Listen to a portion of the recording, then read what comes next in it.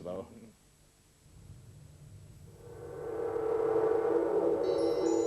Wit, sarcasm and logic now on BBC Two from The Three Wise Men.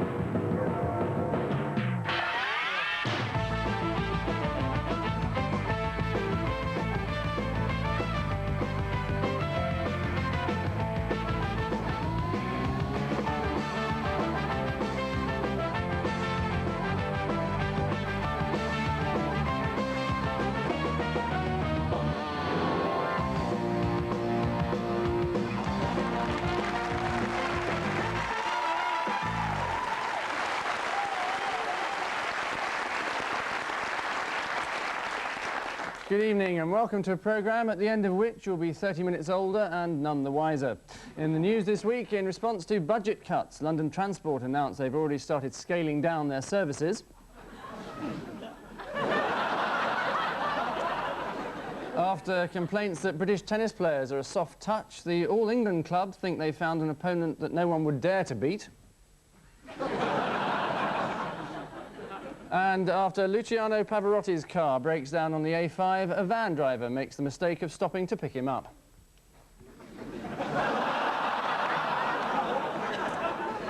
On Ian Hislop's team, a woman who not long ago said in an article that her favourite word was mercurial, rather ironic for someone who advertised British Telecom for so long, Maureen Lipman.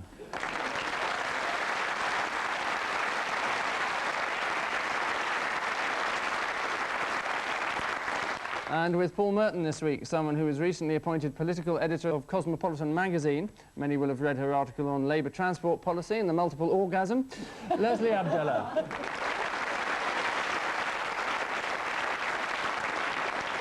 So time to let slip the dogs of war as we invite them all to identify 4 pieces of news footage. 2 per team, Ian and Maureen. A night in Baghdad for you. Oh, that's Edward Heath, flying in to rescue poor old Saddam. Why do you think they sent him? Was it because he was the only one not appearing before the Scott Commission? Those are the hostages at the end, but I'm not sure they wouldn't have been out anyway if Sir Edward hadn't flown in. On a huge gust of hot air, generated largely by himself. Paul's been to Longleat.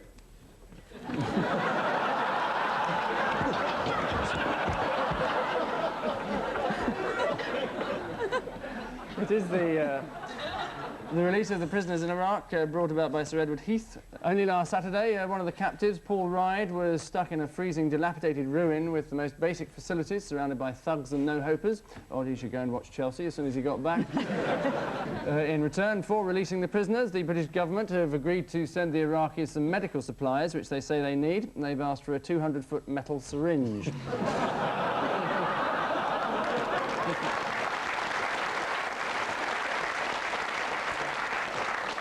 Paul and Leslie, some rough trade for you. What is this? Cameraman, French people. The Mickey Rooney story. They're making the Mickey Rooney story. He doesn't want to be in it. He's spotted Mickey Rooney. There's Mickey Rooney. I don't want to be in it, he says. I don't know, I haven't got a clue, mate. It's all about GATT, isn't it? Really? Yeah, I think it's a case of Jurassic Park versus Jules et Jim. The Euro lovers got rather agitated because the American movie industry was going to get better treatment than it does now. The French just got all stroppy because we all want to go and see American films rather than endless, dreary Trobel pour moi. But it's television as well. I mean, I wonder what Golden Girls and Cheers would come out like in French or Italian. Les Golden Girls. You don't need subtitles with Merton here. No. Wouldn't affect us because we don't make any films. Oh, really? The British film industry, Ken Branagh? Oh, that was true. He makes a lot of films. Yes, and they're all great. It is... It's not going to get you into one, Angus. Determined to try. For years, French farmers have been setting fire to foreign sheep. Now it's the turn of French filmmakers to man the barricades. With any luck, they'll set fire to Macaulay Culkin. Ian and Maureen, something of a revelation for you. Ah. It's Edward Heath again. It looks like him, yeah. That's the Bishop of Durham. That's a gargoyle. That's the Bishop of Durham. That's the Bishop of Durham, you're right. Oh, that's the burning Macaulay Culkin. And there he is. Yes. The Bishop of Durham came out this week. No, sorry, let me rephrase that.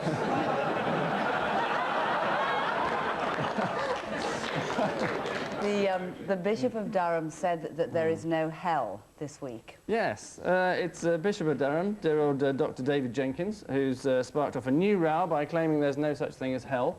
He said, I don't believe that people could be tormented day and night forever and ever. Obviously hasn't watched Sky Television. In 1984, he described the resurrection as a conjuring trick with bones. Almost immediately, York Minster was struck by lightning, and thousands of traditionalists claimed it was divine intervention, although some cynics have dared to suggest it could have been due to a trough of low pressure over the Pennines. Paul and Leslie, chip off the old block for you. Oh, he's a very stern-looking individual. This is the Russian guy. Oh, look at that. That's what happens when people haven't got telly. Jack Boots. Jack Boots, all very nice. Lovely. And that same man dancing again. And the same man is? I've never heard of him. I don't know who he is, mister. Is he the new... I wasn't even in the pub at the time. He's the new man who's suddenly stormed the Russian polls, and he's a very difficult man to pronounce. I think it's Gironsky or... Like Paul, he's pretty good at Russian names. And he's a rather nasty man. He could be a future president of Russia, and he's actually a very scary man. But he also said there's no... He said he's not anti-Semitic, and he said that the Jews just go on about anti-Semitism, and that's what causes it.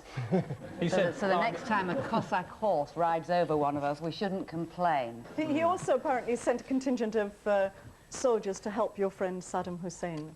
Yes, he's very keen on Iraq, isn't he? Yes, you know a man by his friends, don't you?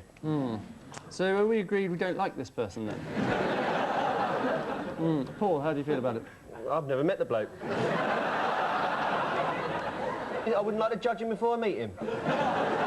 He's got a rotten kitchen, hasn't he? He's got a rotten kitchen, yeah, definitely. Yes, it is the In Churchill, he had a lovely kitchen in Churchill. He had gold taps, mixers, all that. He had the lot, Churchill. He was a man you could respect. Because when he took over from Chamberlain, that was what they told the British public. He's got a great bathroom. But he didn't have a microwave in his kitchen. No, he didn't, no, because it hadn't been invented. It is the Russian elections won by fascist politician Vladimir Zhirinovsky, who claims he will struggle for Britain's disintegration. No need, we've got our own people working on that. As to world domination, he says, our presence would proclaim to the peoples of the Mediterranean peace, prosperity and calm. Either that or the merest tinge of resentment they've just been invaded. There are now apparently fears of a red-brown alliance, which over there means a union between the army and the communists, as opposed to over here, where it would mean a merger between the fire brigade and the brownies. All of which apocalyptic fun brings to an end this opening putsch, and the distribution of wealth is such that both Ian and Maureen and Paul and Leslie stand shoulder to shoulder, with 4.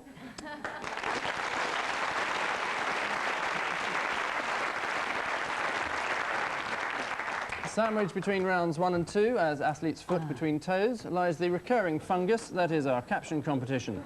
Ian and Maureen, consider this. While Paul and Leslie have this to bear in mind. So, time now for our weekly stroll down the street of shame as we proffer 4 progressively implausible tabloid headlines. Paul, eyes down 4. Last chance for a killer guide dog. This is a guide dog that's not been very successful so far, in that it's killed about 2 or 3 of its handlers. Yeah. It's been sort of, you know, walking along the street, oh, we can cross here we go, mate, oh, didn't see that bus.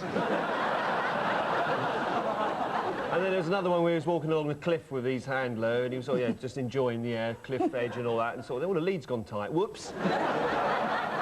And they both fell over. And he's been given another chance to see if he can come up with a hat-trick. In Germany. Yes, it is. 2 points. Very good. It's the guide dog in Germany who has so far killed 4, in fact, of his owners. Sounds like it'd be safer to have a guide saber-toothed tiger, really. The dog's name is Lucky. Well, he's all right. Nothing wrong with him.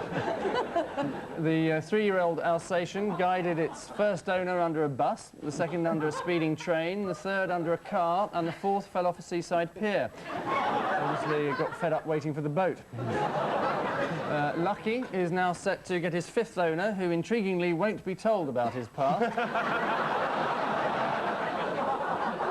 His trainer, Ernst Gerber, said basically, Lucky is a damn good dog. course, that could so easily be a German joke, as they are virtually undetectable. Leslie, fill us in on nuclear dustbin. Gets the go-ahead.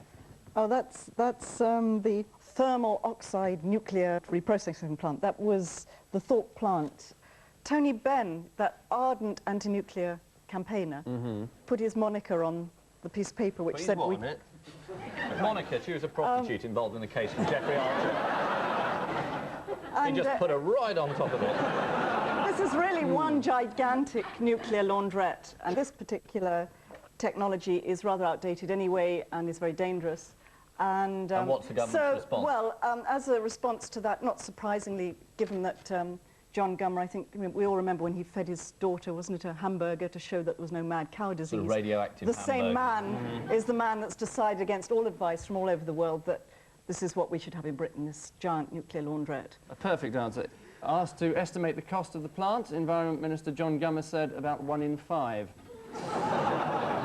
Last night at Sellafield, the party hats were out and the Christmas tree lights were burning brightly, curiously, as no one had actually plugged them in. Maureen, front page of the Financial Times for you. Spicy Spudman gets a bashing. Ah, yes, this is the Good Burgers of Cheltenham, and they don't want people selling vegetables in the street. Quite right, too. Well, it's common, isn't so it? it's Hey, the morning, get up! Well, it's very common. How's it going? That's newspapers, actually, isn't it? Hey, the morning, get up! Anyway, so... It could have been. Is that how you sell things in the street? Given half a chance, it would be, yeah. So they don't want that, and they certainly don't want this particular gentleman selling his baked potatoes, his spicy baked potatoes, not because of the potato itself, but because of the topping, which are foreign. Oh, really? Foreign toppings in Cheltenham. Yeah, Yes, it is Cheltenham Council who banned the sale of all vegetables in the town centre. Local Liberal Democrat leader Alan Stone has also banned nightclub hypnotists, but after a 2-hour meeting with a hypnotist delegation, he told the press, "I've completely changed my mind." And, oh my God, I'm naked. And finally, Ian, what charitable exercise is this? The prize of failure. This is your reward when you get sacked from the cabinet. It came out this week that if you get pushed out for being useless, you get paid about 8,000 quid as a bonus. And Lamont was the last person to get it. It's quite interesting, having lost the country billions of pounds during the ARM crisis, he was rewarded by being given a backhander. And a whole load of Tory ministers. knocked him straight into the doorway of Threshers, didn't it? Yes. What about the Goldman Sachs Bank? What did they give? £1 million bonus to every one of their... But that was for success. Well, I don't know. They were involved with Mr. Maxwell, were they not? Maureen, allegedly. do you think that's a bit much? Sorry. Just because Goldman Sachs Bank have given all their employees dirty, fat Christmas bonuses and the Maxwell pensioners have got bugger all, Yeah. I don't think you have to bring up the fact that Goldman Sachs were Maxwell's favourite banker. I'm sorry. I really am sorry. I don't think it's necessary at Christmas. It's not nice. Crude and tasteless. It's not charitable. Yeah. Sorry. It was most People always admissive, bring him but- up on this programme. I don't know why. Dig him up. Yes. They can't it is, actually find his grave. It's in his wife's name.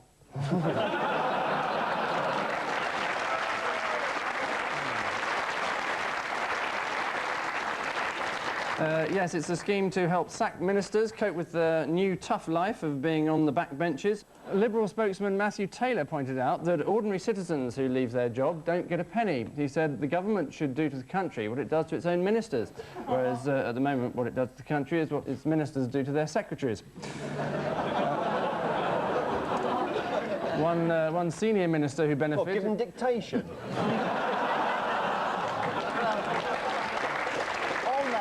If you cut the last part of what you said and you're almost there.